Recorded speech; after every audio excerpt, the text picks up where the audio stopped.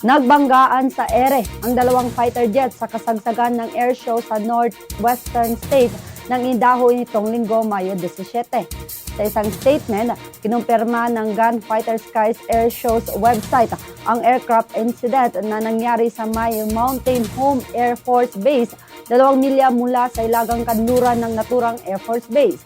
Kasalukuyang nasa pinangyarihan ng kolisyon, ang emergency responders isinasagawa na rin ang investigasyon sa insidente at nakatakdang ilabas ang karagdagang detalye sa oras na maging available na ang mga ito.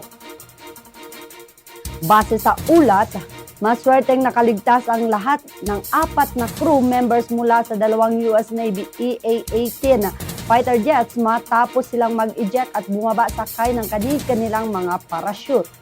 Batay sa ibinahaging video online, nagkabanggaan ng 2 two-seat electronic warfare jets habang nagsasagawa ng aerial exhibition.